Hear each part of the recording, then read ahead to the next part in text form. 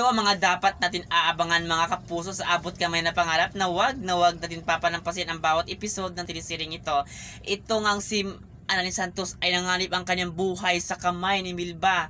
Kasi itong si Milba ay isang baliw, hindi niya alam kung ano ang ginagawa niya kaya nanganib talaga ang buhay ng ating bida. Ganun pa man, nangangamba itong pamilya ni Annalyn Santos kung ano ang mangyayari dito sa kanya, sa kamay nga dito ni Milba kasi nga maari talagang mapahamak itong si Annalyn Santos sa kamay ng baliw na ito na si Milba, kaya yun ang kinatakutan talaga ng mahal sa buhay ni Annalyn Santos, kaya aabangan natin yan makapuso sa abot kamay na pangarap. At ito naman si Zoe talaga na guilty siya kasi iniwan niya itong si Annalyn Santos sa kamay dito ni Milba. Alam niyang delikado talaga na may gagawin ito si Milba kasi nga baliw ito, kaya aabangan natin yan kung maliligtas nga ba talaga itong si Annalyn Santos sa kamay nga dito ni Milba. At ano nga ba talaga yung mga nakaraan ni Milba bago siya nagiging baliw. Kaya iyan ang aabangan natin dito mga kapuso sa abot kamay na pangarap. Ganun pa man, sinubukan talaga pigilan ni Moira na wag na babalik ito si Zoe dito kasabay ni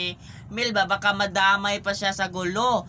At sinagot naman siya ni Zoe na wala siyang pakialam kung ano may sa kanya, ang importante maligtas niya itong buhay si Anatos katulad ng ginawa ng ating bida dito kay Zoe. Kaya yun talaga ang nasa isip ni Zoe, yun ay may malaki talaga siyang utang na loob, hindi katulad ni Moira na wala talaga itong utang na loob matapos siya tulungan ni Annalyn. At yun nga ang pinagsasabi niya na imbis magpasalamat, nagalit kasi binutas ni Anatos ang kanyang ulo. Kaya aabangan natin ito mga kapuso, ang abot kamay na pangarap na mas lalo na gumaganda ang takbo ng telesiring ito, at yan lahat ay wag natin papalampasin. At yun lang mga kapuso, maraming salamat sa panonood sa telesiring ito.